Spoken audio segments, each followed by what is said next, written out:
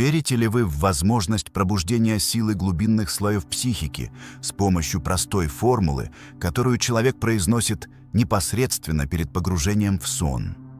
Обладает ли это влияние настолько огромной мощью, чтобы изменить восприятие вас другим человеком? Карл Густав Юнг утверждал, что в нашей душе ничего не происходит по чистой случайности. Если вы оказались на этом месте, возможно, ваше бессознательное давно призывает вас к подобному открытию. Остановитесь на одно мгновение. Сделайте глубокий вдох. Подумайте о том, кто по-настоящему трогает вашу душу, кто вызывает в вас особое, неповторимое ощущение, не похожее на чувство к кому-либо другому. Представьте, что у вас есть доступ к самому сокровенному центру его психики.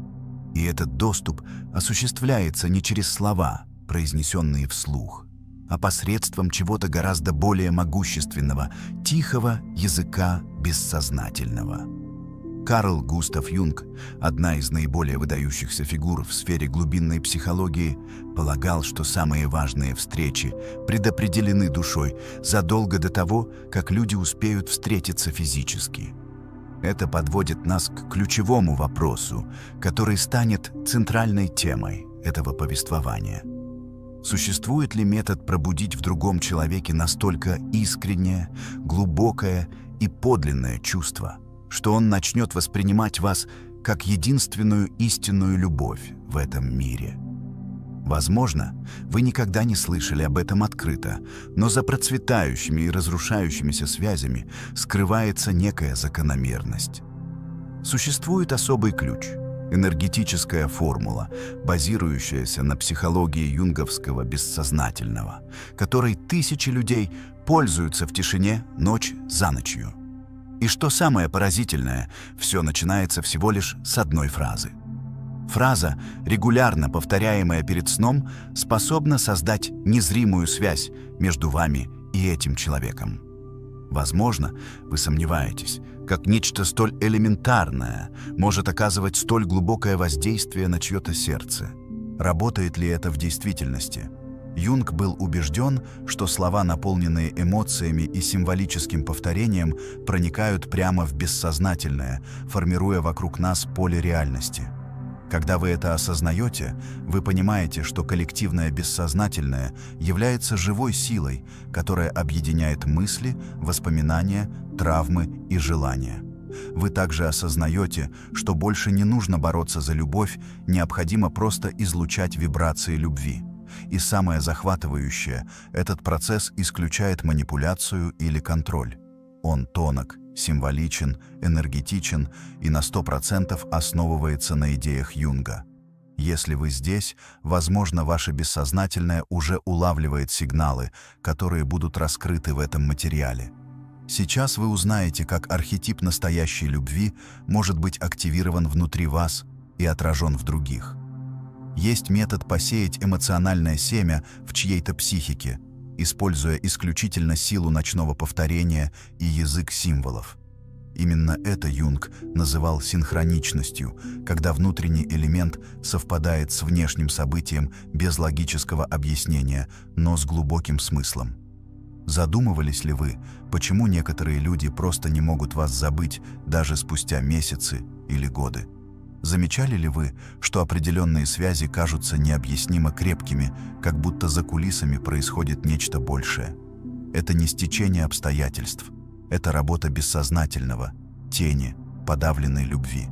Это означает, что вы, наконец, достигаете того, что Юнг называл самой могущественной частью вашей психики, невидимого содержимого, которое управляет всеми вашими взаимоотношениями. В течение следующих нескольких минут вы поймете, почему повторение фразы перед сном способно изменить вашу энергию, ваше поле притяжения и даже самые сокровенные чувства другого человека. Давайте углубимся в фундаментальные концепции психологии Карла Юнга, такие как проекция, архетип любовника, эмоциональная тень и символы сновидений.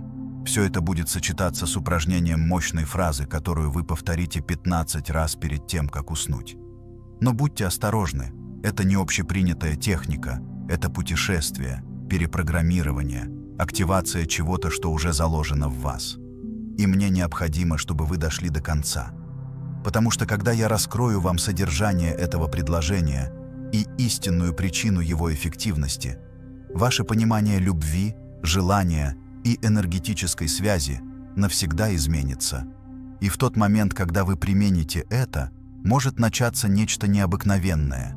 Это произойдет не благодаря магии или иллюзии, а потому что вы будете обращаться непосредственно к бессознательному человека, которого желаете узнать. Вы готовы к этому, потому что мы начинаем прямо сейчас.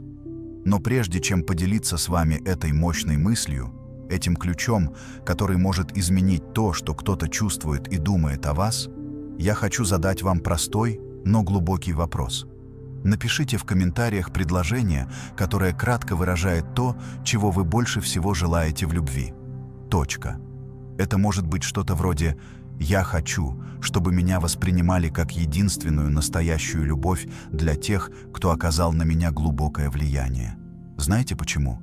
Потому что когда вы пишете, вы проявляете, а когда комментируете, вы что-то активируете в себе.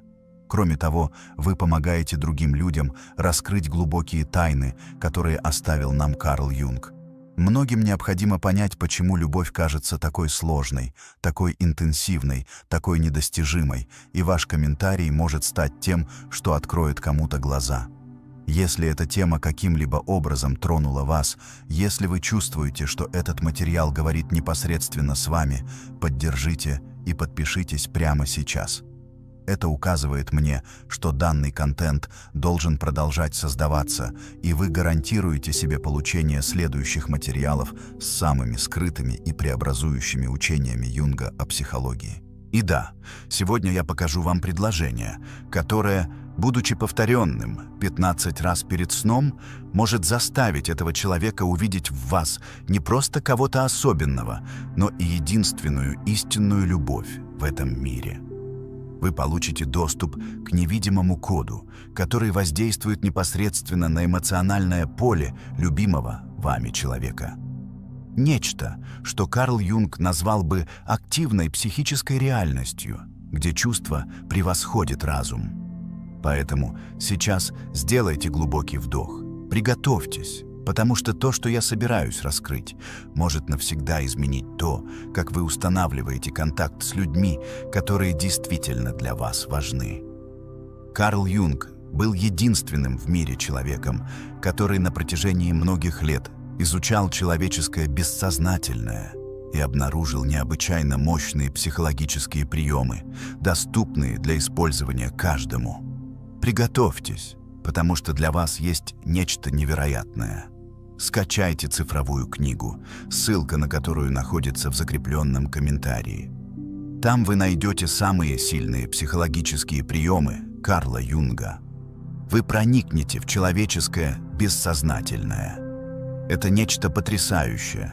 Наслаждайтесь, потому что сессии могут закончиться в любой момент. Во время сна сознательный разум затихает, но бессознательное пробуждается со всей своей мощью. Именно в этом состоянии внешнего покоя начинается подлинная внутренняя активность. Карл Юнг всегда подчеркивал идею о том, что человеческая психика состоит из слоев, самый глубокий из которых, бессознательное, действует символически, эмоционально и загадочно. Пока тело отдыхает, бессознательное обращается к старым воспоминаниям, перерабатывает переживания, которые мы еще не способны рационально осмыслить, и общается через образы, символы и ощущения, которые мы часто игнорируем в повседневной жизни. Вот почему ночь таит в себе скрытую силу, которую немногие осознанно открывают. Она является вратами к истинной трансформации. Человек, до которого вы стремитесь дотянуться, тот, кто кажется далеким или эмоционально закрытым, также обладает бессознательным, которое постоянно активно. И к этому невидимому, тихому, но чрезвычайно влиятельному разуму можно действительно обратиться через символическое повторение, выполненное в надлежащий момент. Юнг верил, что каждое повторение, наполненное эмоциями, подобно зарубке, вырезанной в душе. А когда это повторение происходит в состоянии подчинения, как то, что бывает за несколько минут до сна, его влияние становится еще более значительным. Бессознательное, в отличие от логического ума, не требует обоснования. Оно реагирует на паттерны, сильные чувства, образы, наполненные смыслом. Поэтому, когда вы повторяете фразу с глубоким намерением в этот момент, с отчетливыми мысленными образами и подлинными эмоциями, вы буквально создаете новый нарратив в своем психическом поле и проецируете эти вибрации на бессознательное поле другого человека. И это не просто о том, чтобы кто-то подумал о вас. Речь идет о создании невидимой связи, которая вибрирует с определенной частотой вашего намерения. Именно это, с точки зрения Юнга, порождает синхроничность, те кажущиеся случайными события, которые, однако, наполнены эмоциональным смыслом. Когда двух людей связывает бессознательная связь, даже если они никогда открыто не говорили о своих чувствах, Вселенная начинает строить заговор в виде мелких знаков, неожиданных встреч, снов, внезапных воспоминаний. Все это является проявлением активированной психической энергии. Поэтому практика повторения фразы перед сном, особенно когда она несет в себе желание, любовь и ясность ума, не является обычным мистическим ритуалом. Это воссоединение с глубочайшей структурой бессознательного. Вы начинаете перепрограммировать свои собственные эмоциональные паттерны и одновременно посылать тонкие сигналы в психику этого человека. Это не означает, что вы кого-либо контролируете, и тем более не означает навязывание чувств. Это означает, что вы пробуждаете в бессознательном другого человека символическую память о том, кем вы являетесь в его жизни. А это могущественнее, чем любое слово, сказанное в течение дня. Карл Юнг говорил, что сны — это послание души, но немногие осознают, что эти послания также можно культивировать. Когда вы намеренно повторяете фразу, создаете мысленные образы и ощущаете, будто это уже реальность, вы культивируете собственное бессознательное эмоциональной правдой. А то, что является истиной в бессознательном, имеет склонность проявляться в реальности. В этом заключается сила ночи. Именно в этом пространстве, тишины, в символической темноте вы достигаете того места, где все начинается, где рождается любовь, где энергетическая связь между двумя людьми усиливается без необходимости произносить вслух хотя бы одно слово. Именно на этом вам следует сосредоточить свое внимание в этот момент перед сном. Именно тогда, когда сознательный разум отпускает контроль, бессознательное берет верх и не оценивает, не фильтрует и не рационализирует. Оно просто чувствует и реагирует на то, что ощущает. Поэтому предложение, которому я вас научу, должно повторяться в этом состоянии, потому что оно попадает прямо в суть, минуя эго, защитные механизмы и сомнения. Оно обращается к той части разума, которая решает, что будет запомнено, о чем будут сниться сны и даже чего будут желать. Не имеет значения, пытались ли вы забыть кого-то. Неважно, явно ли этот человек стер вас из памяти. Его бессознательное все еще хранит ваши впечатления, все еще несет символы и ощущения, которые вы пробудили, и, возможно, повторно пробудить это с помощью правильной вибрации. Вы точно поймете, как это работает, далее в этом материале. Но сначала, если вы чувствуете, что эта связь с бессознательным во время сна — это то, что уже происходило с вами, возможно, через сны, неожиданные воспоминания или ощущение, что кто-то подумал о вас, напишите в комментариях слово «чувствую». А если вы хотите научиться осознанно использовать эту силу, напишите также «активируя свое бессознательное». Ваши комментарии помогут большему числу людей получить доступ к такому содержанию и открыть секреты, которые Карл Юнг оставил скрытыми для тех, кто достаточно смел, чтобы заглянуть вглубь себя. В следующей части этого материала я покажу вам, как выбор правильных слов может полностью изменить эту практику, потому что одного повторения недостаточно. Бессознательное реагирует на форму, ритм и эмоции, скрывающиеся за каждым словом. И именно это мы обсудим далее. Фраза, которую вы повторяете перед сном, несет в себе гораздо больше, чем просто слова. Это эмоциональный якорь, символический код, который бессознательное усваивает без сопротивления. Вот почему момент перед засыпанием настолько могущественен. В этом промежуточном состоянии между угасанием бессознательного и его пробуждением вы застигнуты врасплох, без ментальных фильтров, без рациональных суждений, без эмоциональных барьеров. Карл Юнг учил, что все, что повторяется с сильным эмоциональным зарядом, трансформируется в психическую реальность. А психическая реальность, когда она оживлена, формирует поведение, решения, ощущения и даже невидимые связи. Когда вы повторяете фразу с истинным намерением, с сердцем в состоянии подчинения, с живым чувством, вы не просто произносите слова, вы создаете частоту. Вы кодируете эмоциональную вибрацию, которую ваше бессознательное воспринимает как правду. А когда ваше бессознательное принимает какую-либо идею как правду, оно начинает проявлять ее во всех измерениях вашей жизни. Более того, ваше энергетическое поле также начинает излучать этот эмоциональный паттерн.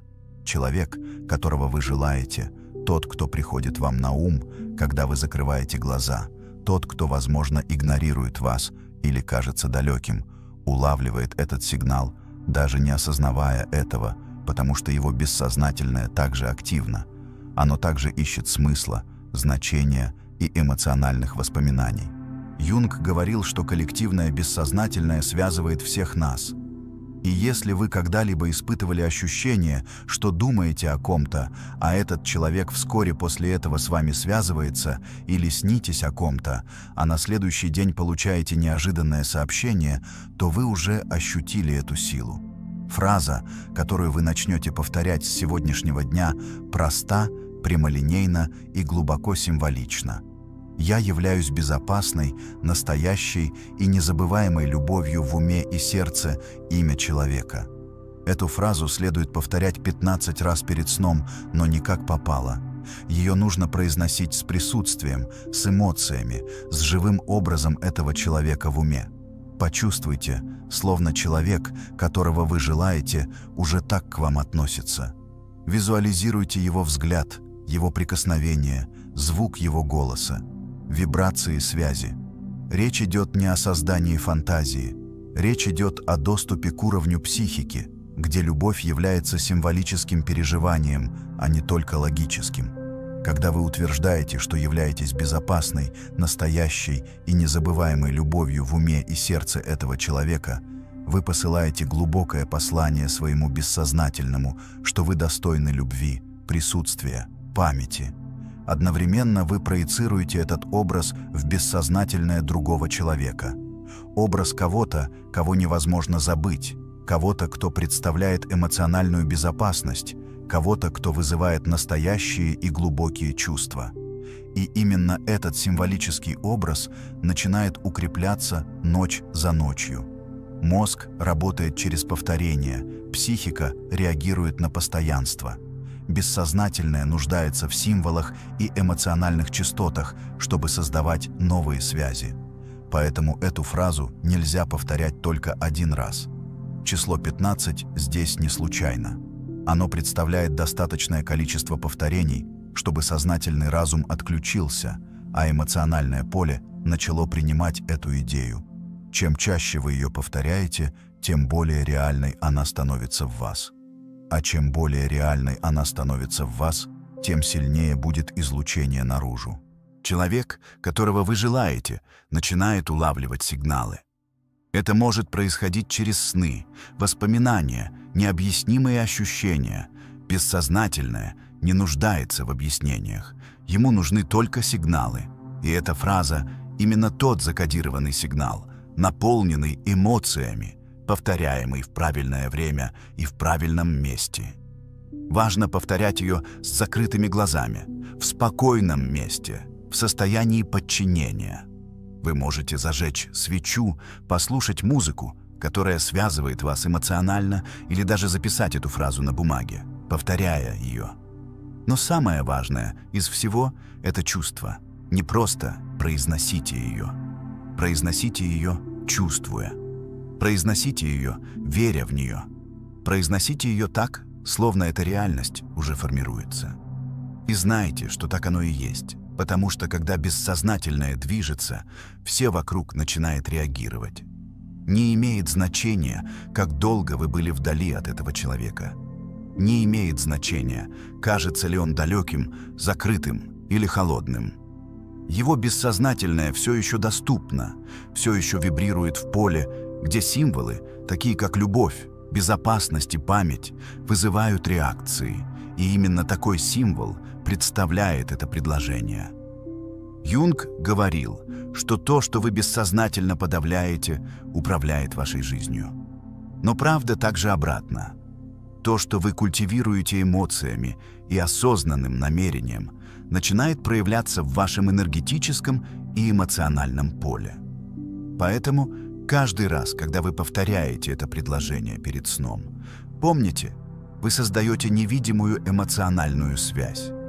Вы утверждаете себе, что заслуживаете этой любви, и посылаете в бессознательное другого человека эмоциональное воспоминание, которое может оживить то, что казалось забытым. А теперь скажите мне, осмелитесь ли вы попробовать? Если вы почувствовали внутренний зов, напишите здесь «Активирую эту связь». А если вы хотите, чтобы имя этого человека начало вибрировать вместе с вашим во время этого процесса, впишите в комментариях только его имя. Это усилит ваши намерения и одновременно поможет другим понять силу этой практики. Теперь сделайте глубокий вдох, потому что в следующей части этого материала я покажу вам, что происходит на уровне бессознательного другого человека. Когда вы начинаете повторять это предложение, вы поймете, почему эффект может быть гораздо быстрее и более интенсивным, чем вы себе представляете. Карл Юнг считал, что реальность, в которой мы живем, формируется в гораздо большей степени тем, что мы несем в нашем бессознательном, чем внешними обстоятельствами, которые мы пытаемся контролировать.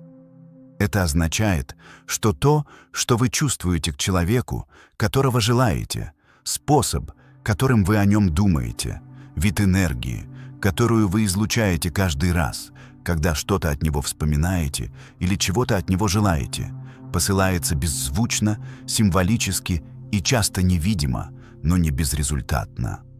Согласно аналитической психологии Юнга, каждая эмоционально наполненная мысль является живой энергией, достаточно мощной, чтобы преодолеть физические барьеры и тронуть другой разум.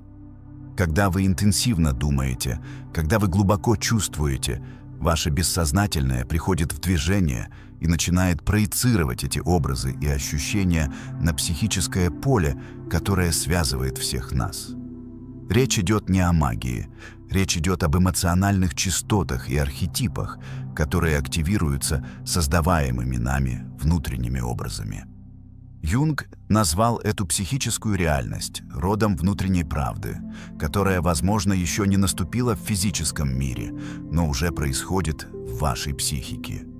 А эта правда, когда она последовательно поддерживается, напрямую влияет на то, как вы себя ведете, как вы притягиваете и как другие вас воспринимают. Это как если бы вы начали существовать в уме человека, которого любите. Не потому, что вы его принудили, а потому, что вы активировали в нем архетипический образ, даже с расстояния. Эмоциональный символ, который несет значение, выходящее за пределы слов. Нечто, что касается непосредственно глубины души, где живут настоящие чувства. Это может произойти, когда вы повторяете эту мощную фразу перед сном. Но это также происходит каждый раз, когда вы визуализируете присутствие этого человека, чувствуете связь, словно она была настоящей, и, что самое важное, питаете ее настоящими эмоциями. Именно в этот момент Вы создаете в его бессознательном род эмоционального следа. Юнг говорил, что все мы несем в себе архетипы, которые являются универсальными моделями человеческого опыта, такими как любовник, друг, опекун, герой. Когда вы начинаете воспринимать и чувствовать себя как чья-то безопасная, настоящая и незабываемая любовь, вы начинаете символически занимать пространство архетипа любовника в бессознательном этого человека. Наше бессознательное гораздо лучше воспринимает символы, нежели просто лица. Оно совершенно невосприимчиво к логике, но безоговорочно откликается на ту эмоциональную вибрацию, которую несет в себе символ. Если вы на энергетическом уровне начнете представлять себя как эмоциональную надежность, чуткое присутствие и истинное желание, то символический образ, который формируется у этого человека относительно вас, неизбежно начнет трансформироваться даже без его осознания.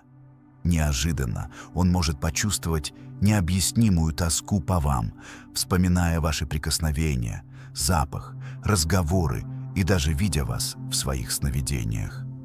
Это происходит потому, что та эмоция, которую вы устойчиво проецируете, становится активным символическим содержанием в его бессознательном. И именно это содержание начинает влиять как на его действия, так и на его восприятие вас. Это не является манипуляцией, это скорее психическая активация. Это внутреннее, повторное сближение двух бессознательных, которые изначально были соединены по некой более глубокой причине. Именно в этом заключается вся красота подхода Юнга. Он был убежден, что любая подлинная встреча имеет свои корни в бессознательном. То, что нас влечет к кому-то, в действительности является отражением чего-то, что уже существовало в нас самих. Эмоции, которые становятся интенсивными и культивируются с сознательным намерением, обладают мощной силой воздействовать на других, даже если они физически отсутствуют. Следовательно, когда вы осознанно принимаете решение повторять эту фразу перед тем, как заснуть, визуализируя этого человека, ощущая каждое слово как семя, которое вы помещаете в незримое, вы активируете в нем энергию, которую его разум воспринимает как знакомую. Ведь каждый из нас нуждается в ощущении, что его любят, что он в безопасности и что его помнят. И когда эта потребность пробуждается посредством символической связи, этот человек, как правило, начинает искать источник этого чувства во внешнем мире, и в этот момент его восприятие вас изменяется. Он может не осознать это сразу. Он просто начинает чувствовать себя более чувствительным, более привязанным, более открытым к вашему присутствию или даже испытывать нарастающее беспокойство из-за вашего отсутствия.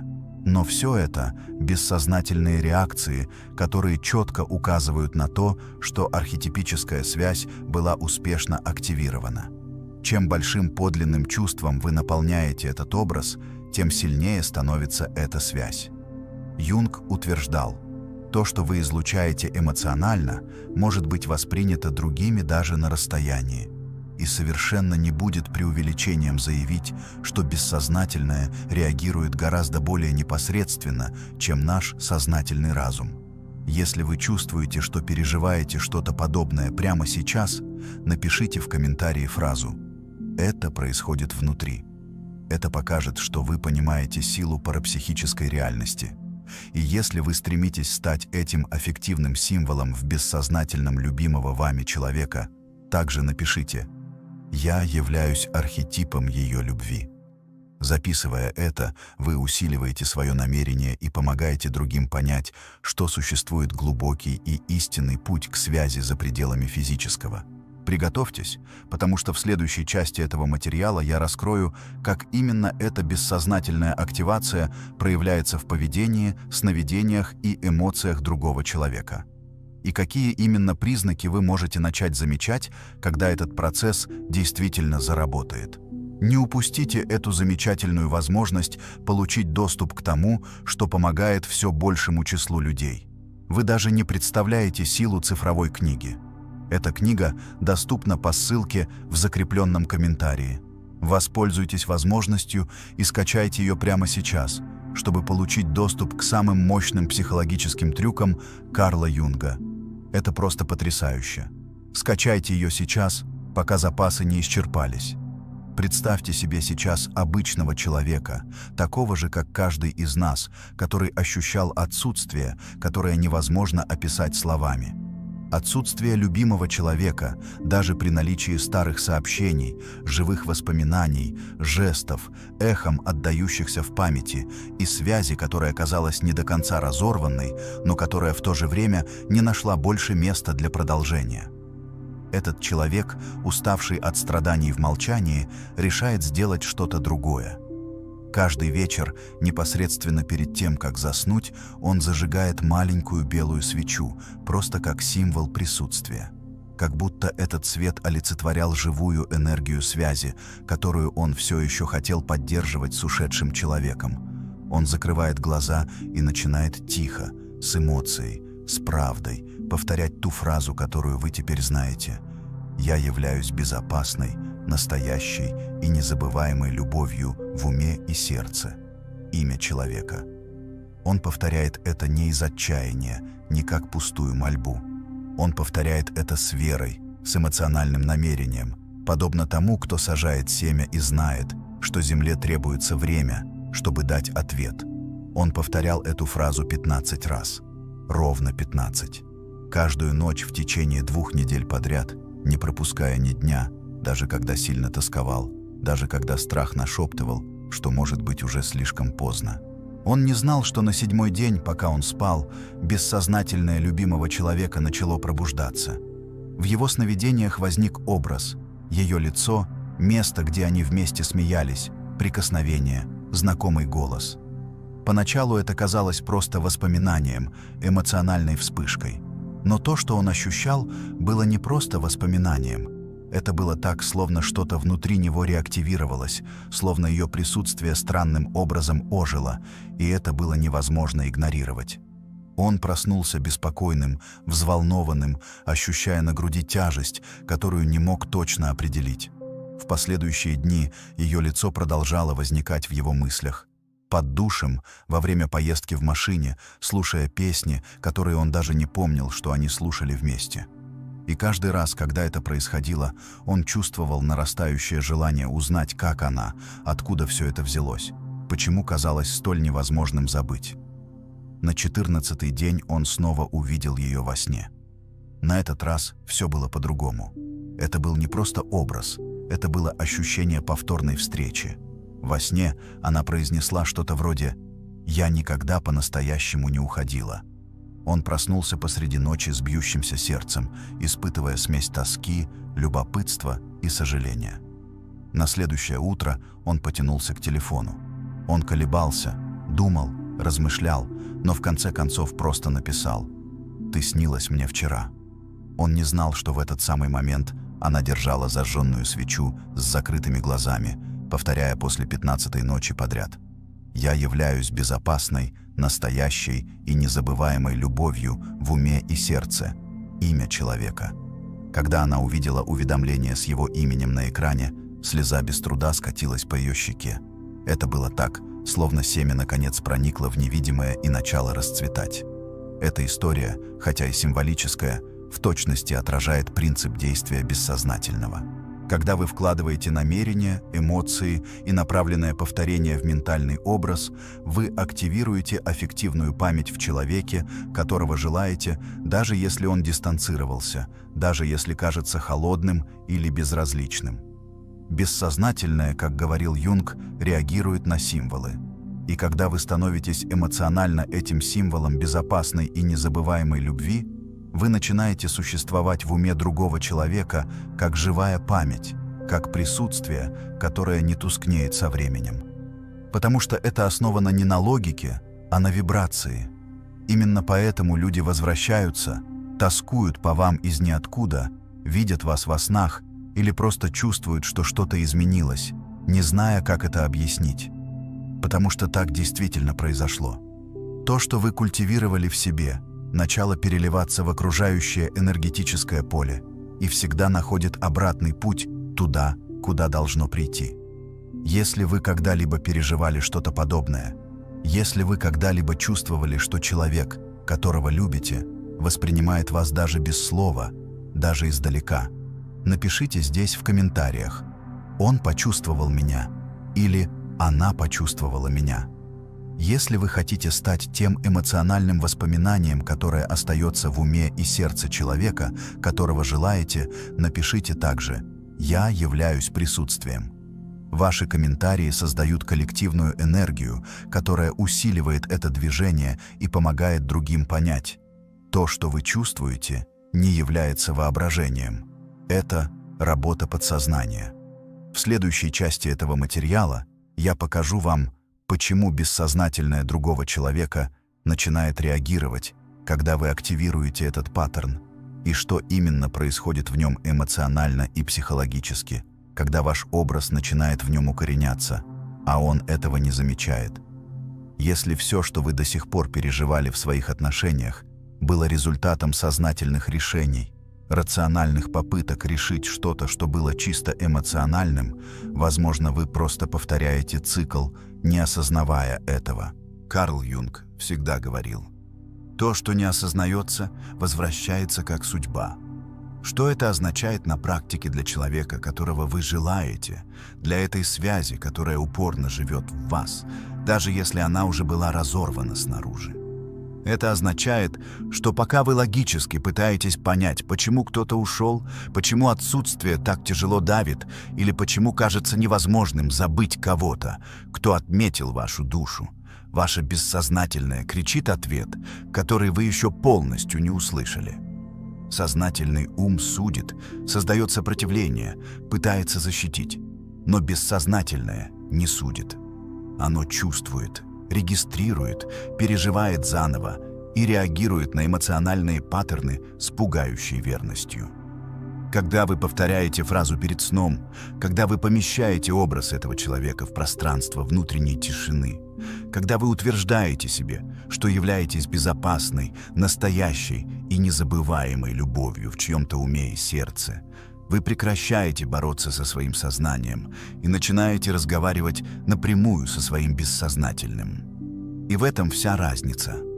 Потому что то, что ощущается в бессознательном, не требует объяснений. Оно просто проявляется.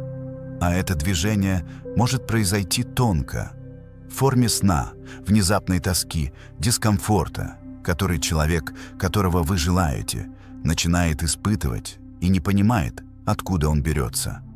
Это может быть желание найти вас без явной причины.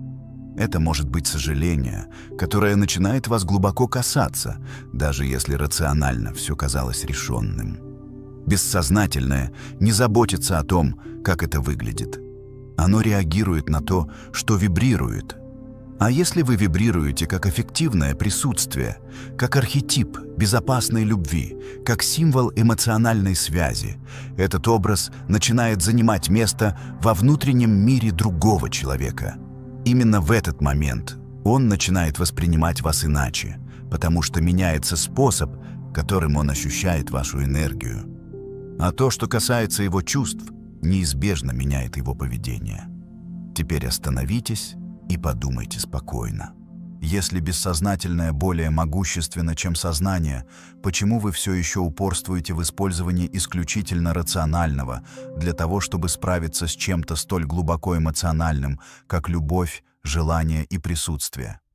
Действительно ли вы верите, что другой человек будет тосковать по вам только потому, что вы решили дистанцироваться? Достаточно ли игнорирования, чтобы исцелить отсутствие, которое живет в эмоциональном теле? Или, может быть, пришло время сделать что-то иное, достичь скрытого места в себе и в другом человеке, где прячется то, что Юнг называл психической правдой? То, что я здесь предлагаю, не является магической формулой. Это приглашение пережить то, что Юнг так решительно провозглашал, что нами гораздо больше управляют символы, которые мы несем, чем факты, которые мы переживаем. А это меняет все. Потому что если вы способны посеять новый символ, новый образ, новую эмоцию в бессознательном любимого человека, вы можете изменить способ, которым он вас воспринимает. Но в этом случае существует поворотный момент, который не требует дальнейших объяснений, он требует смелости. Вопрос, который действительно имеет значение сейчас, это не то, сработает ли это.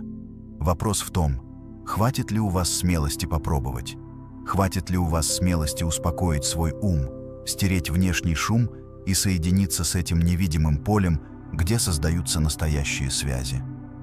Хватит ли у вас смелости намеренно повторить фразу и почувствовать, как ее вибрация распространяется в ночи, в то время как бессознательное человека, которого вы желаете, начинает постепенно распознавать вас заново как свою часть?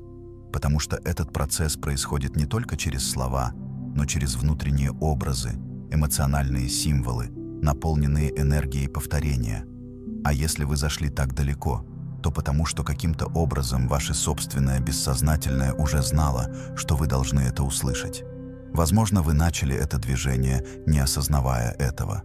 Может быть, вы думали об этом человеке много дней перед тем, как лечь спать, тосковали по нему неожиданно, видели во снах или чувствовали искреннее желание быть запомненным. Все это только начало. Теперь время углубиться в тему. В следующем материале я покажу вам, как превратить эту энергию в направленную визуализацию, созданную на основе принципов психологии Карла Юнга, нацеленную на перепрограммирование желания человека, которого вы любите, достигая эмоционального ядра, где рождается настоящее чувство. Эта визуализация станет мостом между тем, что чувствуете вы, и тем, что другой человек начнет чувствовать к вам. А если вы хотите, чтобы этот мост возник, прокомментируйте здесь. У меня есть смелость это проверить. Если вы готовы войти в область, в которой бессознательное действует в вашу пользу, напишите также. Этот символ — это я. Это приведет вас в движение и усилит ваши намерения в этом глубоком путешествии, которое мы вместе переживаем. Потому что, когда символом являетесь вы, чувство, которое связывает вас с другим человеком, начинает обретать новое значение. И именно это значение вы намереваетесь активировать. Выберите сейчас один из материалов, которые я вам оставил и которые прямо сейчас отображаются на вашем экране, но выбирайте быстро. Они исчезнут через мгновение, а то, что скрывается в каждом из них, может быть именно тем, что ваше бессознательное пытается вам сейчас показать. Не случайно, что вы зашли так далеко, и не случайно, что эти два пути открылись.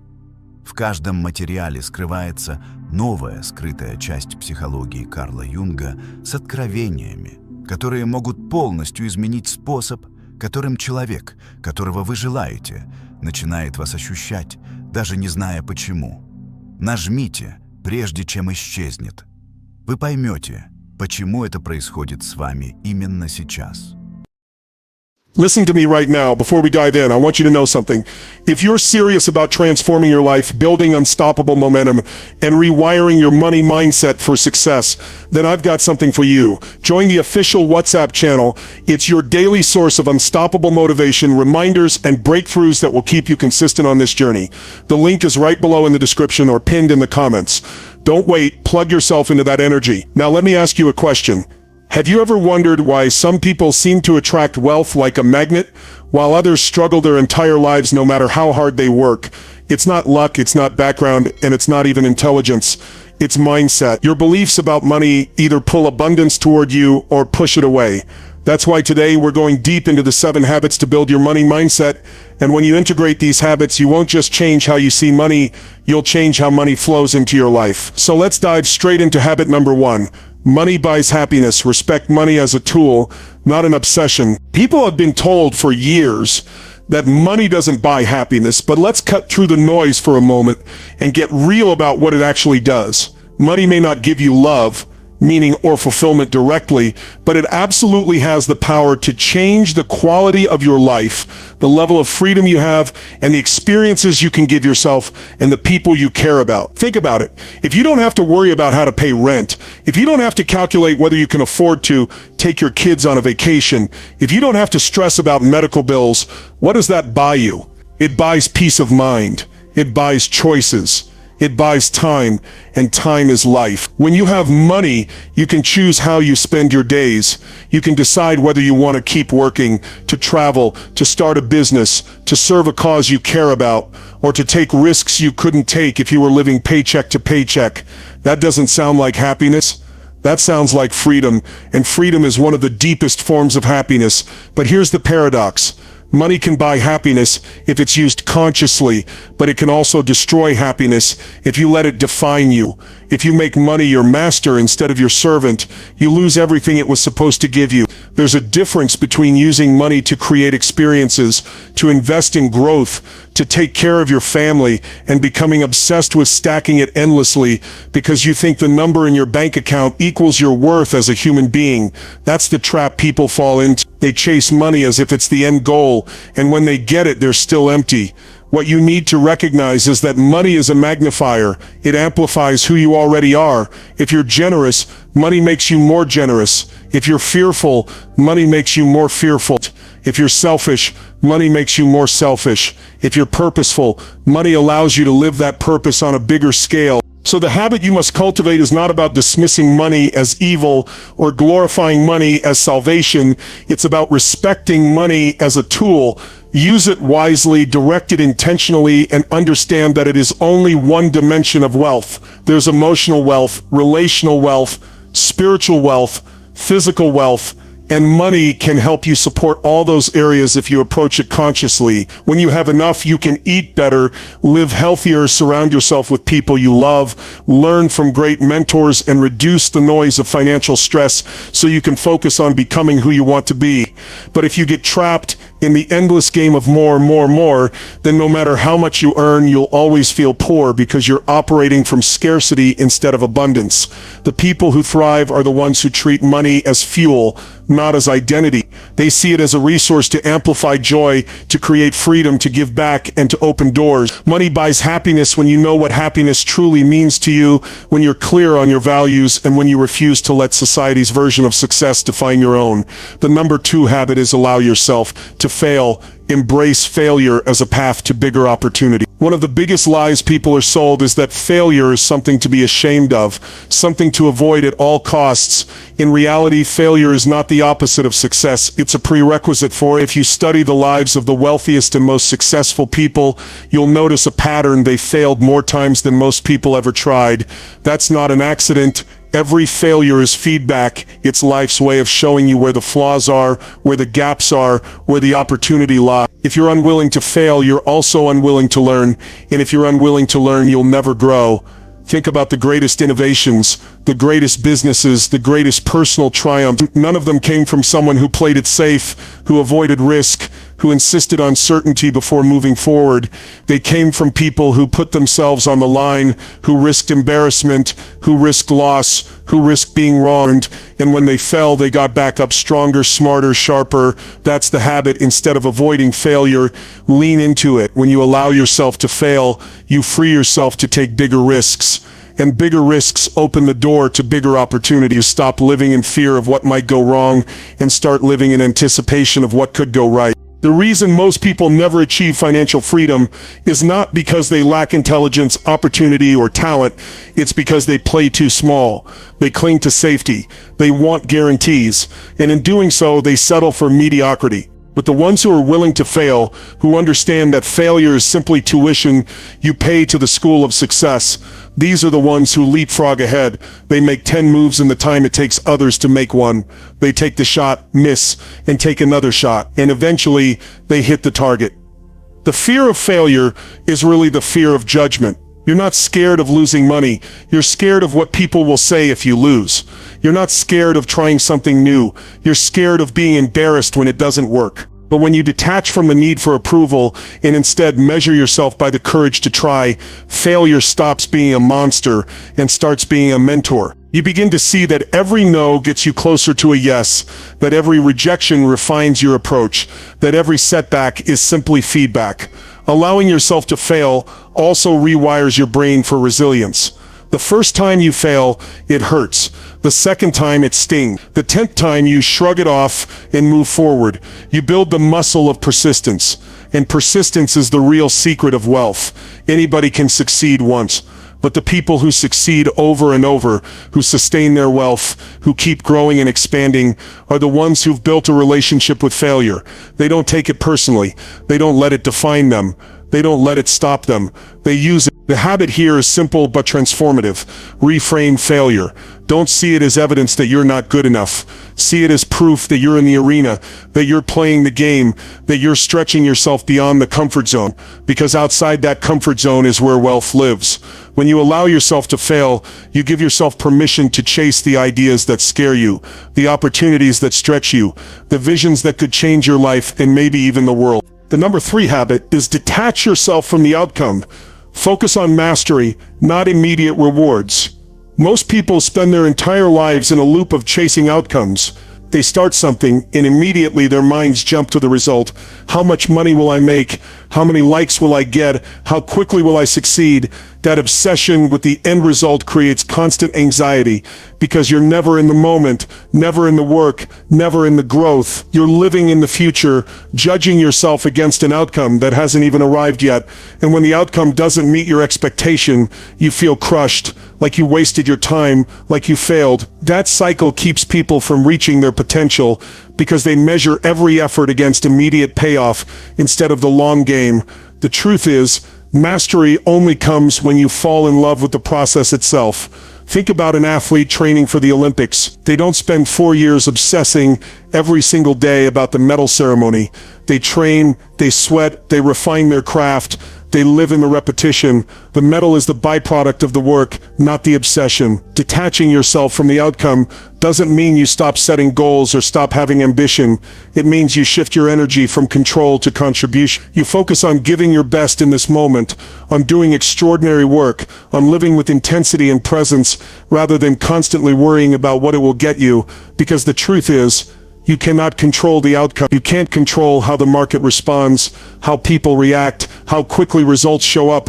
What you can control is the quality of your work, the intensity of your effort, the resilience of your mindset. When you pour yourself fully into what you can control, ironically, the outcomes often exceed what you imagined because the work speaks louder than your obsession with reward.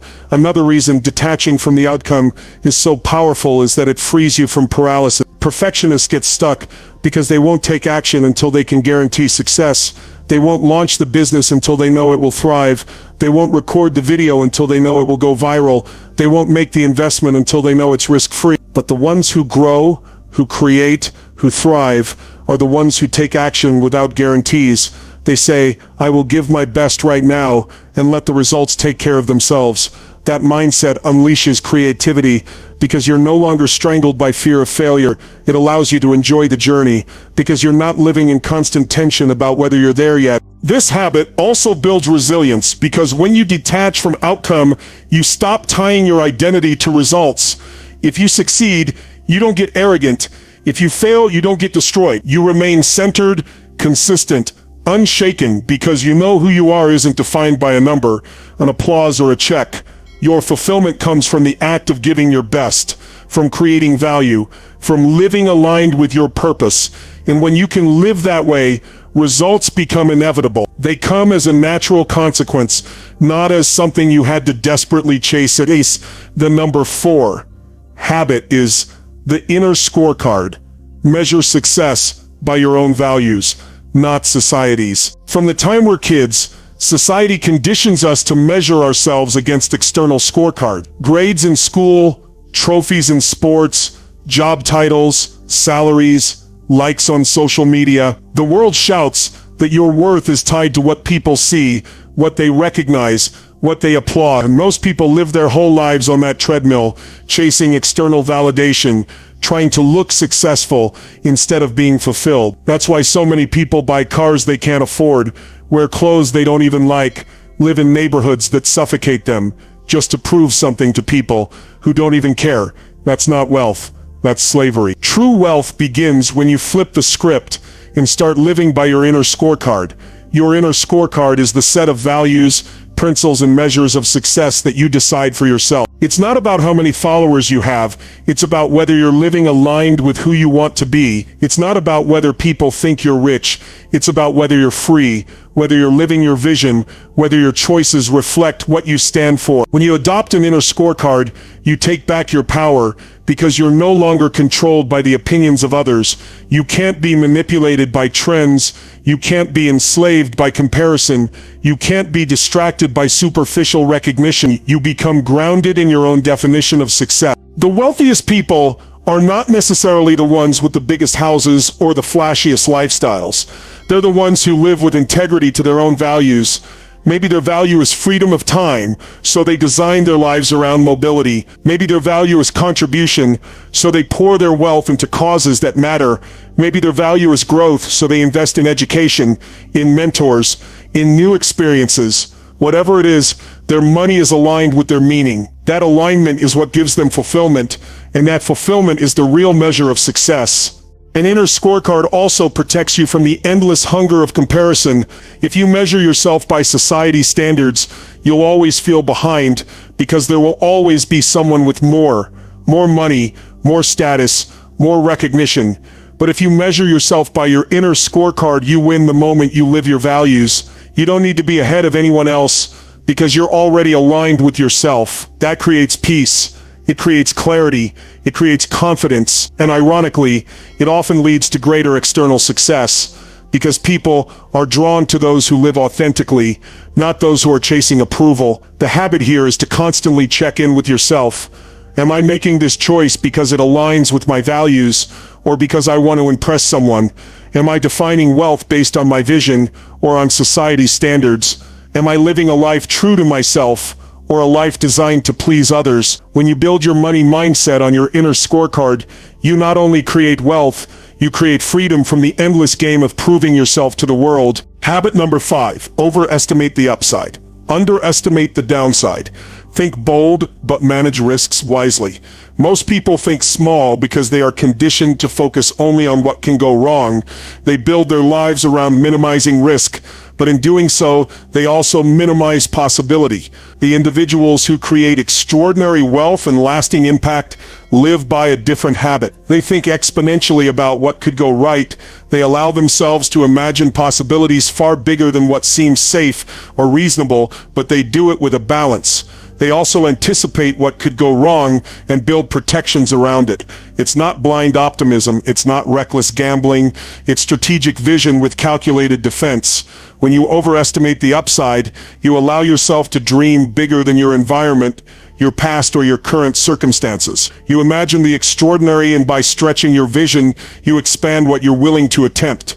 Most people set goals so small that they don't even activate their own energy. But when you allow yourself to picture the massive upside, the possibility of changing your life, building generational wealth, creating something that transforms an industry, you tap into a fire that pulls you forward. Big visions inspire bold action, and bold action is what separates those who stay average from those who break through.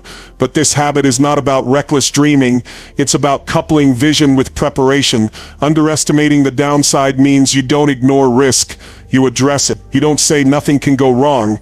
You say, of course things can go wrong, so how do I protect myself? How do I build safety nets? How do I reduce exposure? This is why the wealthiest investors don't just think about potential profits. They think about the worst case scenario and design strategies to survive it. If they can survive the worst and position themselves for the best, they win no matter what. This mindset transforms fear into confidence. When you know the downside is managed, you can go after the upside without hesitation. You're not paralyzed by what if, because you've already addressed it. You've created space to focus on the vision, the opportunity, the potential. That creates freedom to move faster, to act bigger, to stay consistent, because you're not living in constant dread of collapse. The habit of overestimating the upside and underestimating the downside also rewires your brain for opportunity. Most people are trained to see obstacles first. They look at an idea and immediately list all the reasons it won't work. But when you train yourself to imagine the upside, what if this does work? What if this changes everything? What if this is the breakthrough? You shift your focus towards solutions, creativity, and action. And because your mind goes where your focus goes, you begin to see paths others miss, connections others overlook, possibilities others dismiss. The key is balance. Too much focus on upside without preparation is delusion. Too much focus on downside without vision is paralysis. The ones who win are those who do both. They build a vision so compelling it excites them into action, and they pair it with risk management so solid that it removes the fear of collapse. That's how empires are built. That's how innovations happen. That's how financial freedom is created. Habit number 6. Create more, consume less. Prioritize creating value over constant consumption. We live in a culture that conditions people to consume endlessly. Every commercial, every ad, every social media platform screams at you to buy more, upgrade more, indulge more. Consumption has become the default mode of modern life. But the truth about wealth is simple. Consumers make others rich. Creators make themselves rich. The habit of creating more than you consume flips the entire equation of money mindset. Instead of asking, what can I buy today? You start asking, what can I build? What can I contribute? What can I generate? That shift alone separates those who struggle financially from those who thrive. When you consume, you trade your resources for temporary satisfaction. A new outfit, a new gadget, a new car, all of them feel good in the moment, but they depreciate, they lose value, and they often trap you in cycles of needing more. When you create, you invest your energy into building something that multiplies. A product, a business, a skill, a piece of content, a system. Creation expands, scales, and produces returns long after the work is done. The wealthiest individuals in the world aren't defined by how much they've bought, they're defined by how much they've built. This habit also changes your identity.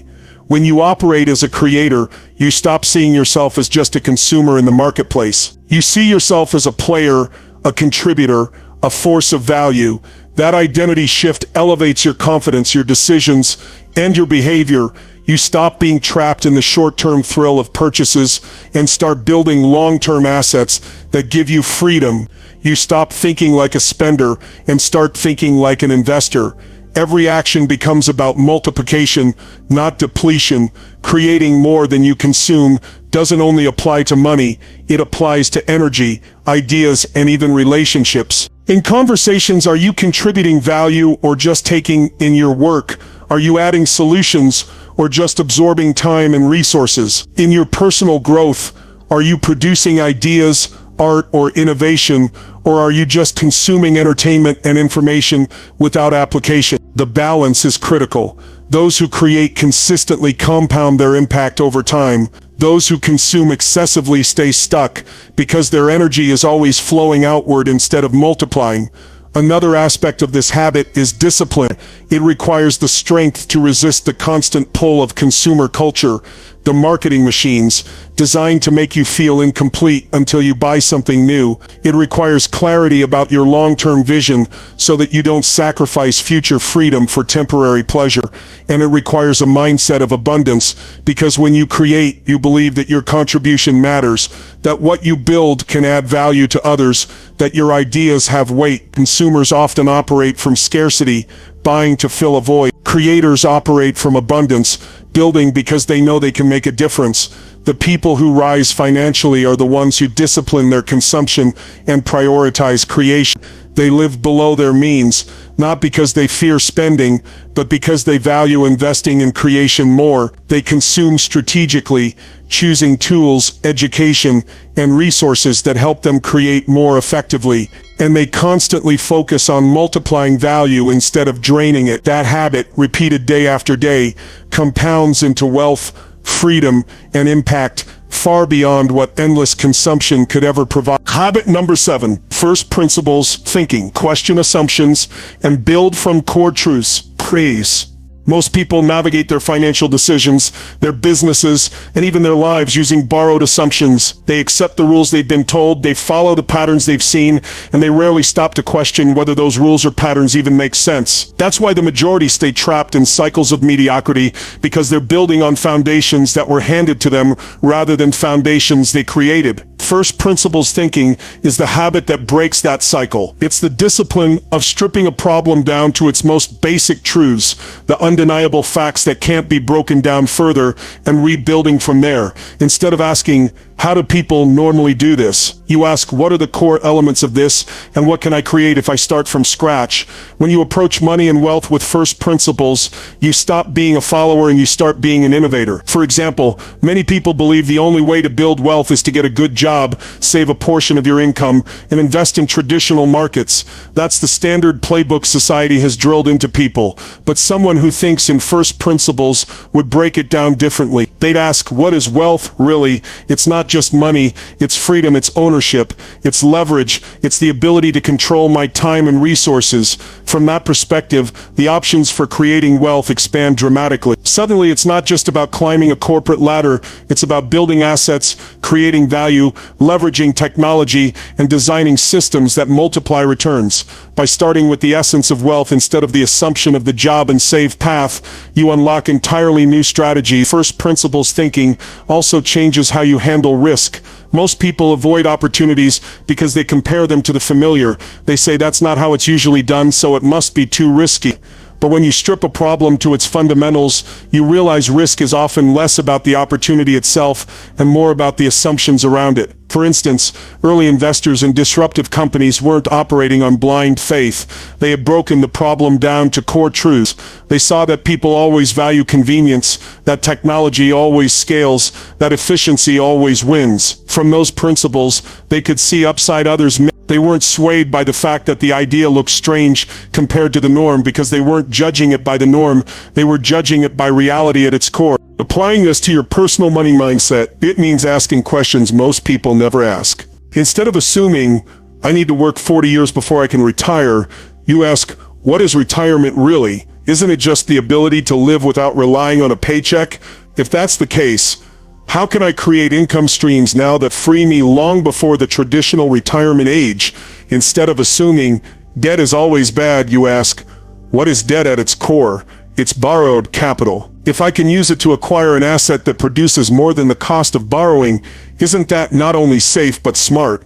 These kinds of questions pull you out of the herd mentality and into independent, empowered thinking. One of the most powerful aspects of first principles thinking is that it unlocks innovation. Look at the greatest entrepreneurs of our time. They didn't accept existing systems. They rebuilt them from the ground up. They didn't ask, how do we make taxis better? They asked, what are the first principles of transportation? Moving people from point A to point B with safety, affordability, and speed. If that's the core truth, how can technology completely redesign the process? That kind of thinking turned industries upside down and created billions in wealth. The same approach applies to your money mindset. Stop asking, how do I make a little bit more money than last year? And start asking, what are the fundamental truths about value creation, about human needs, about leverage, about resources, and how can I use those truths to create something entirely new? This habit also builds resilience in uncertain times. When the world changes, people who operate from assumptions collapse because their playbook no longer works. But those who operate from first principles adapt quickly because they're not tied to how things used to be. They're tied to what's true at the core. When markets shift, when industries evolve, when opportunities appear or disappear, they can strip the noise away and focus on the fundamentals.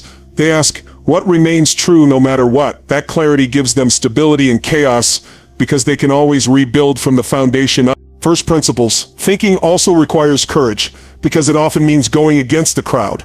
When you question assumptions, when you challenge norms, people will doubt you, criticize you, even mock you. They'll say you're unrealistic, naive, or reckless. But remember, every major breakthrough looked that way at first. The crowd clings to what is familiar, even if it's broken, because it feels safe. The creator who thinks in first principles must be willing to stand apart, to trust their reasoning, and to act on their vision, even when it looks unconventional. That's why this habit doesn't just shape your money mindset. It shapes your identity. It transforms you from a follower into a leader, from a consumer of paths into a creator of them. Another powerful layer of this habit is how it cultivates clarity in decision-making.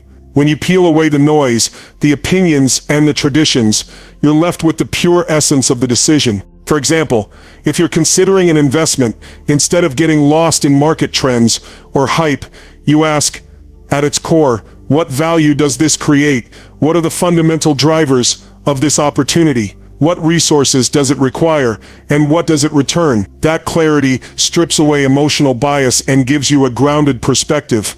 Over time, that discipline compounds into better and better decisions, which compounds into wealth. The practice of first principles can even be applied to your daily financial habits. Instead of mindlessly following advice like save 10% of your income, you ask, what's the principle behind saving? It's to create a buffer and to reinvest into future growth. If that's the principle, what percentage actually serves my vision best? Should I save more aggressively now to accelerate my freedom, or should I direct more toward creation and assets? By asking those deeper questions, you stop living by generic rules and start designing a life based on your truth. When you train yourself to think in first principles, you begin to see opportunities everywhere.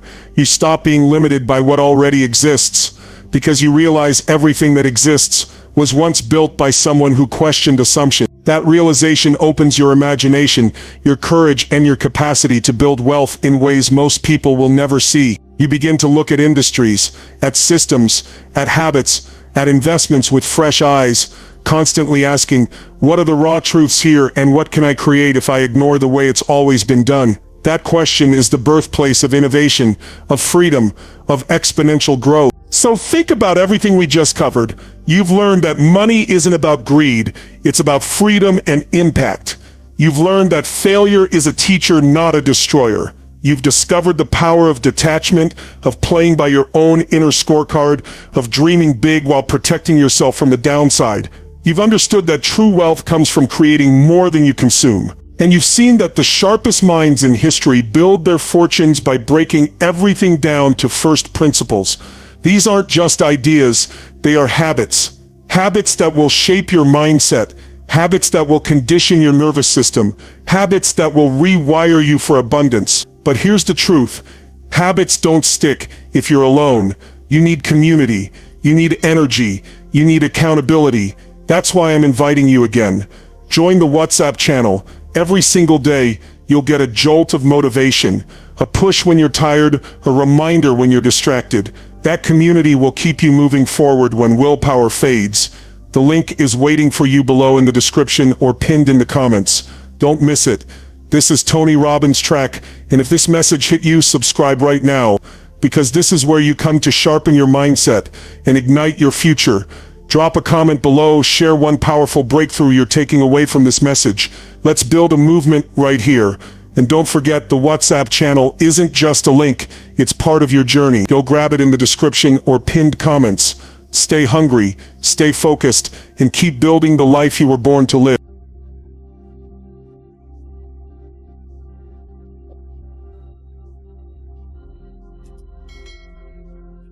Ladies and gentlemen, it's 2025. The world is faster, louder, and more unpredictable than ever. The question isn't whether you're ready for the challenges ahead. The question is whether you've decided to step up and own them. This is not the time to hesitate, to tiptoe, or to wait for permission. It's time to rise up, because let me tell you something, this is a do or die moment. Think about this right now. At this very second, decisions are being made that will shape the next decade of your life. Your health, your wealth, your relationships, your purpose, it's all hanging in the balance. But here's the good news, the power to change everything is already in your hands. It's 2025 and the clock is ticking. Every second that passes is a moment you'll never get back. Time doesn't wait, hesitate, or slow down for anyone. The world is moving faster than ever. New opportunities appear and vanish in the blink of an eye, and challenges arise with unprecedented speed. This isn't a year where you can afford to wait for the right moment or the perfect plan. Let me tell you a hard truth, hesitation is a luxury you can't afford. Urgency isn't just a feeling, it's a driving force, a catalyst for transformation. When you act with urgency, you bypass doubt, fear, and overthinking. You don't sit on ideas, letting them wither and die. You don't let fear of failure paralyze you. You seize the moment because deep down you understand that waiting is the riskiest decision of all. Think about it. How many opportunities have you let slip through your fingers because you were too busy analyzing, planning, or waiting for the perfect circumstances? The truth is, perfection doesn't exist. If you're waiting for every star to align, you'll spend your whole life watching others pass you by. Urgency isn't about rushing, it's about prioritizing what matters most and refusing to let distractions or doubts steal your future. When you live with urgency, You wake up every morning with fire in your belly. You stop saying someday and start saying today. You begin to value your time as the most precious resource you have, because it is.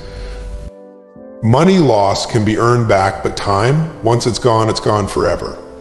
Urgency reminds you of this truth that makes you feel alive, sharp, and focused.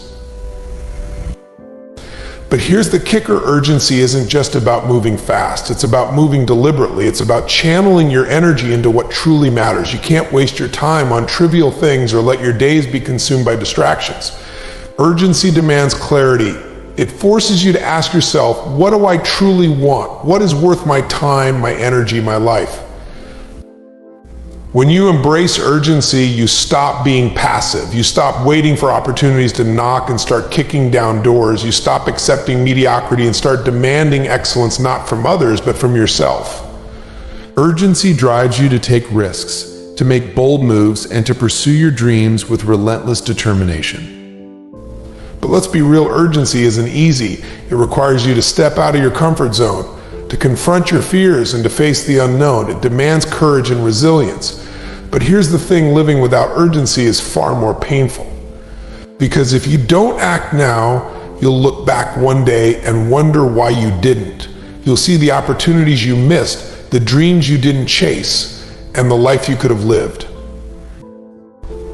2025 is your year to break free from indecision and procrastination. It's your year to live with urgency, to act as if your life depends on it, because it does. Your dreams, your goals, your future, they're all at stake. Don't wait for tomorrow, because tomorrow isn't promised. Don't waste another moment wishing, hoping, or waiting. Do it now. Take the leap. Make the call. Start the journey. Because when you live with urgency, you don't just get things done, you transform your life. You move closer to your potential, closer to your dreams, and closer to the person you were always meant to be. Life is unpredictable, and 2025 is no exception. The world we live in is constantly changing, shifting beneath our feet. Technology evolves overnight, industries rise and fall, and the future often feels more uncertain than ever. But let me tell you something powerful: uncertainty isn't your enemy, it's your greatest ally if you're willing to embrace it. Uncertainty is where growth happens. It's the space between what you know and what you have yet to discover. It's where innovation is born, where creativity flourishes, and where the strongest among us learn to thrive. But the problem is, most people fear it. They cling to routines, familiar patterns, and predictable outcomes because they believe safety lies in the known. The truth is, playing it safe often leads to stagnation. Think about the moments in your life when you experience the most growth, the greatest breakthroughs, or the deepest sense of accomplishment. Were they moments when everything was comfortable and easy? Or were they moments when you stepped into the unknown, unsure of what would happen, but willing to try anyway? The truth is, discomfort and uncertainty are the price of progress.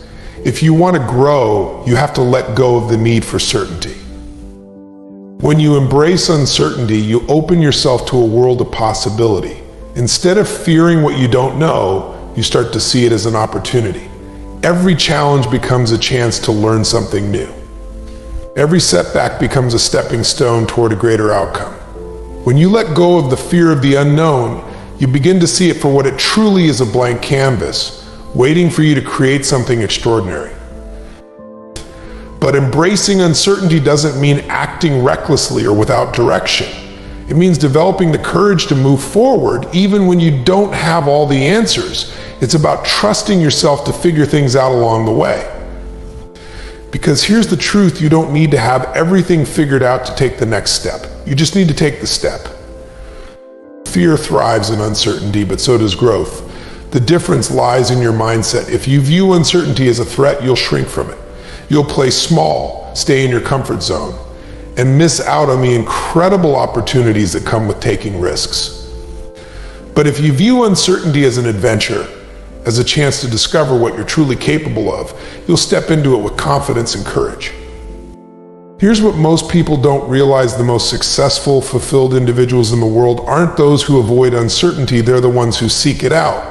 They know that every time they face the unknown, they build resilience. They know that even when things don't go as planned, they're gaining invaluable experience that will serve them in the future.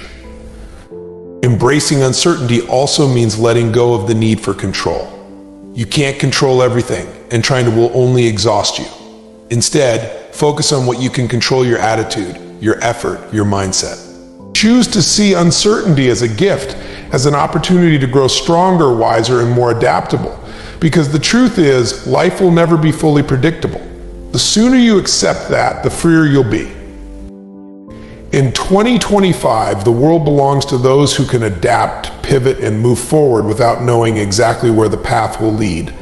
It belongs to those who are willing to bet on themselves, even when the odds aren't clear. It belongs to those who can face uncertainty with courage and say, bring it on. So don't fear uncertainty.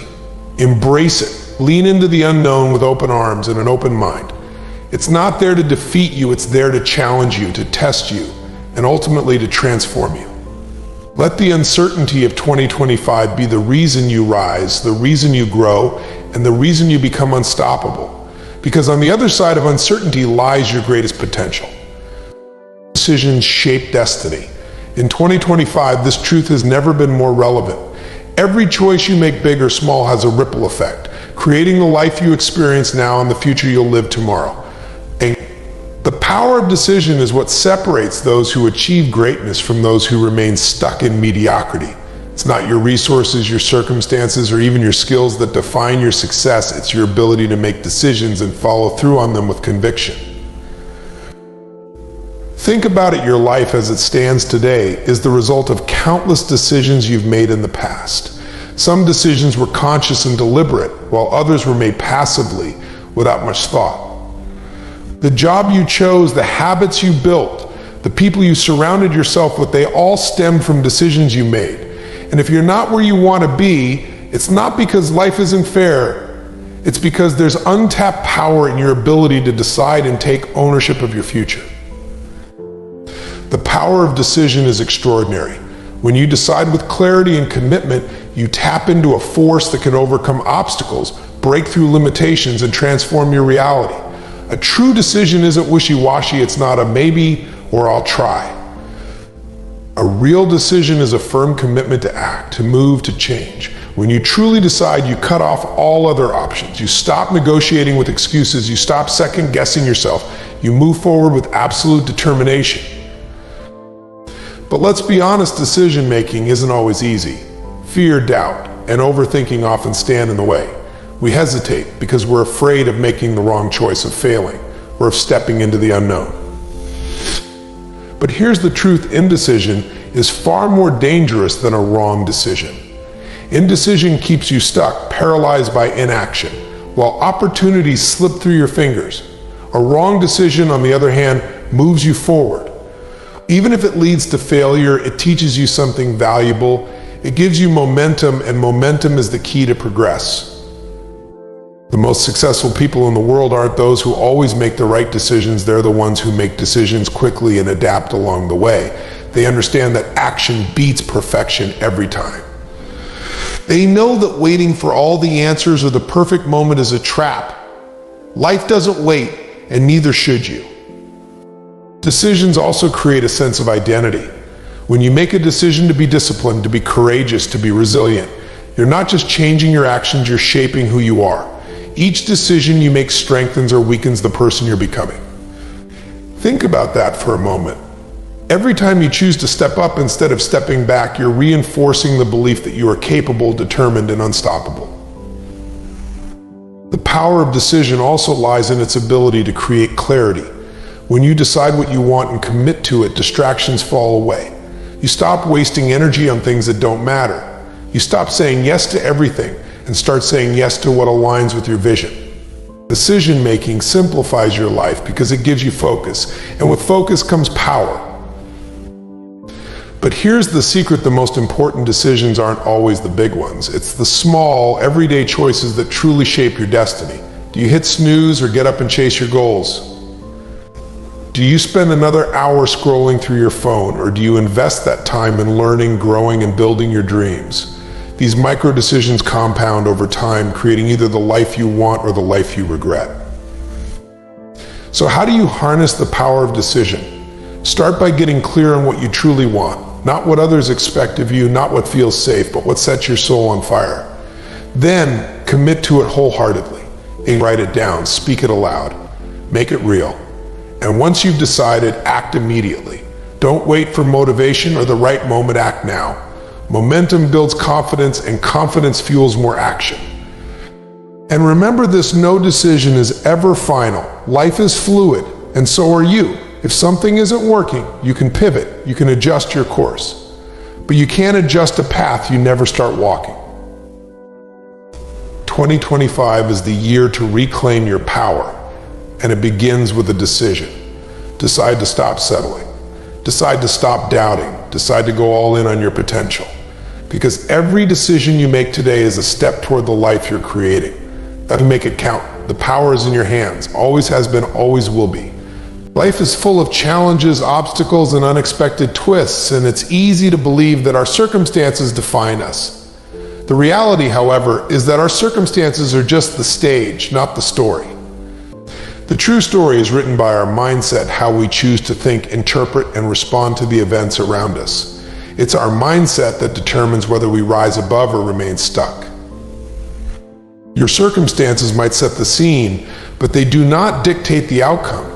You've seen it time and time again, people who come from nothing, from the harshest, most difficult situations, yet find a way to thrive and succeed. On the flip side, there are those who seem to have every advantage in life but fail to make the most of it. The difference isn't luck or opportunity, it's mindset. When you operate with the right mindset, you take control of your narrative. You stop seeing circumstances as barriers and start seeing them as challenges to overcome. A mindset rooted in growth, resilience, and possibility doesn't just endure adversity, it transforms it into fuel. Instead of asking, why is this happening to me, you begin to ask, what is this teaching me? That single shift in perspective can change everything. A strong mindset gives you the power to reframe your experiences. It's the belief that failures aren't final, they're feedback. It's understanding that setbacks aren't signs to quit, they're opportunities to adjust and come back stronger. When you develop the ability to see beyond your current situation, you stop being a victim of your circumstances and start being the architect of your life. But mindset doesn't mean ignoring reality. It's not about pretending everything is perfect or denying the existence of hardship. It's about choosing how you'll respond to those hardships. Two people can face the exact same challenge, and while one crumbles under the pressure, the other uses it as a stepping stone. The difference isn't the challenge itself, it's the mindset they bring to it. Circumstances are external, but mindset is internal, and that's where your true power lies. The world may throw chaos your way, but your internal world is something you can shape, refine, and strengthen every single day. It starts with the thoughts you allow yourself to entertain. Negative thoughts will come, that's human, but you get to decide whether they stay or whether you replace them with thoughts that empower and uplift you. Mindset also determines your resilience. When you believe in your ability to adapt and grow, you stop fearing failure. You understand that no matter what happens, you have the inner resources to figure it out. This belief isn't something you're born with, it's a skill you develop. It's forged in moments of difficulty, when you choose to stand tall despite the weight of the world. Your mindset shapes your vision. It allows you to see possibilities where others see dead ends. It gives you the courage to dream bigger, even when your current reality feels small. When you approach life with a mindset of abundance, you begin to realize that opportunities are everywhere. You just need the clarity to recognize them and the confidence to act on them. Mindset is also contagious. When you cultivate a strong, positive mindset, you influence those around you. You become the kind of person who inspires others to push beyond their limits, to dream bigger, and to see their own potential. It's not just about what you achieve, it's about the energy you bring into every room you walk into. In life, there are two kinds of people: those who let the world dictate their path and those who step up and take control.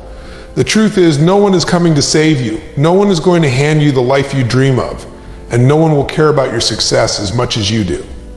Waiting for circumstances to align perfectly for someone to give you permission or for luck to intervene is a losing game.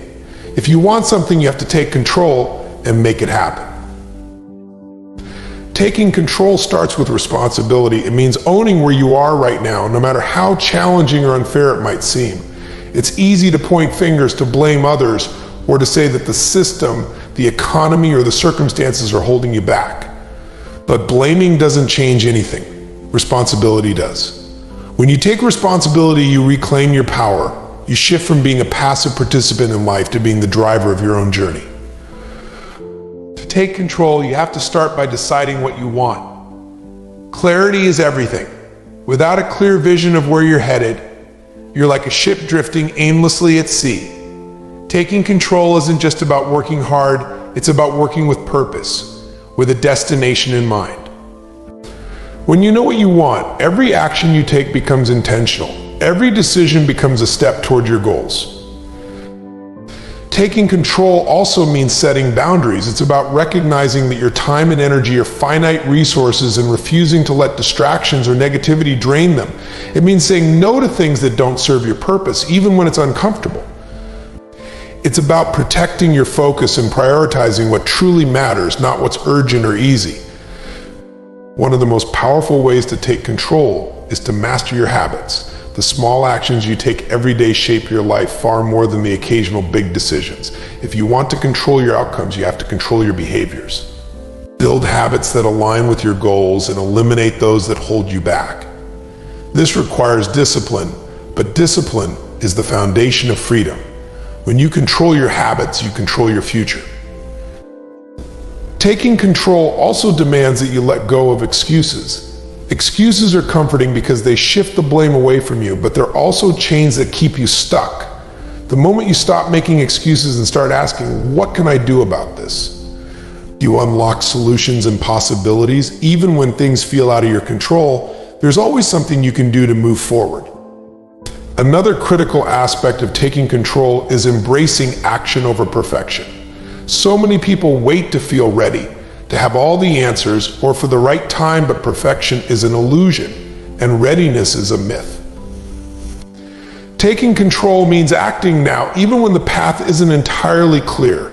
It's about trusting yourself to figure things out along the way and learning through experience, rather than waiting for the perfect conditions that will never come. Taking control requires resilience. Life will throw setbacks, failures, and challenges your way, but control means refusing to be derailed. It means picking yourself up after every fall and moving forward, no matter how tough it gets. Resilience isn't about avoiding hardship, it's about facing it head on and refusing to let it define you. Taking control also means taking ownership of your mindset. How you think determines how you act, and how you act determines the results you create. If your thoughts are filled with doubt, fear, and negativity, your actions will reflect that. But when you cultivate a mindset of confidence, determination, and possibility, you create a foundation for success.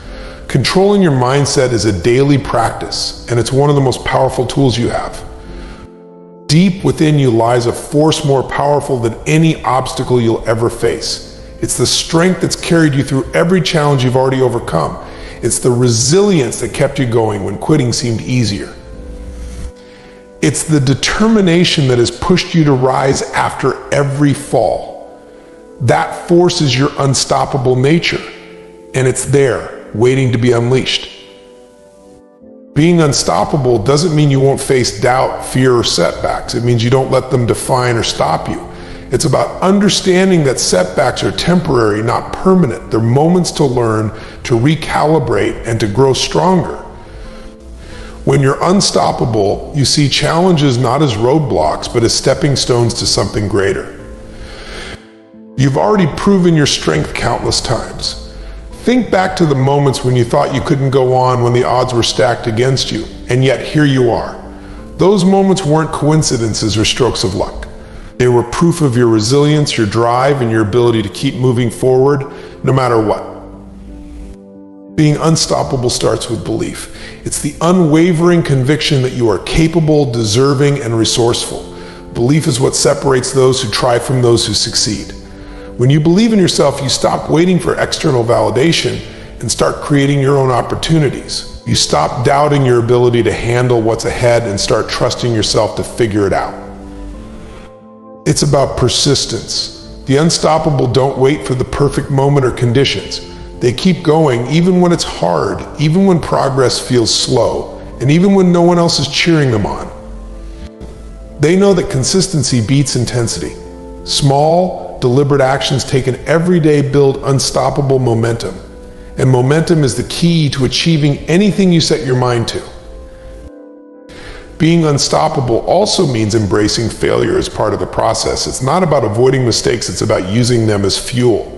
Failure doesn't scare you because you understand that every time you fail, you're one step closer to success. Each misstep is a lesson, a piece of the puzzle that brings you closer to your goal. The unstoppable know how to harness adversity. They don't shrink when life gets tough, they rise. They use every ounce of struggle as a source of power.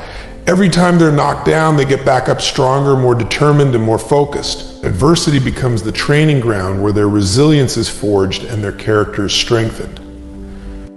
Being unstoppable is also about focus. It's about knowing what you want and refusing to let distractions pull you off course. You don't let the noise of doubt, negativity, or external opinions drown out your inner voice. That focus keeps you grounded in your purpose and aligned with your vision, even when the path gets challenging. The unstoppable take ownership of their journey. They don't wait for permission or for someone else to pave the way. They carve their own path, even if it's uncharted, even if it's hard, and even if it means going alone for a while. They understand that waiting is a trap, and action is the only way forward. You are unstoppable because you are adaptable. You've faced change before, and you've risen to meet it every time. You've learned to pivot, to adjust, and to find a way forward when the original plan didn't work. That adaptability is your superpower, allowing you to thrive in any circumstance and seize opportunities even in uncertain times. When you are unstoppable, you don't just pursue goals, you attack them with everything you've got. You're relentless in your pursuit of what matters most. You understand that every challenge, every barrier, and every obstacle is just another chance to prove your strength and determination. As we stand here in 2025, the time for hesitation is over. The time for excuses, doubts, and waiting for the perfect moment has passed. The future is not something we wait for, it's something we create step by step, decision by decision, mindset by mindset. Everything you've ever wanted, every goal you've ever dreamed of achieving is within your reach, but only if you rise to meet it with urgency, courage, and relentless determination. Embrace the uncertainty, for it's the birthplace of growth. Harness the power of decision, because every choice shapes your destiny. Let your mindset guide you, not your circumstances, and take control of your path without hesitation. Most importantly, remember this: you are unstoppable. No obstacle, no failure, no setback can hold you back unless you allow it. This is your moment. This is your year. The question isn't whether you're capable, it's whether you're willing. Are you ready to step into your power, to own your future, and to create a life that reflects your highest potential? Because the clock is ticking, and the time to act is now. Let's not just dream of success, let's demand it, pursue it, and achieve it. The stage is set, the opportunity is yours, and the world is waiting for you to rise.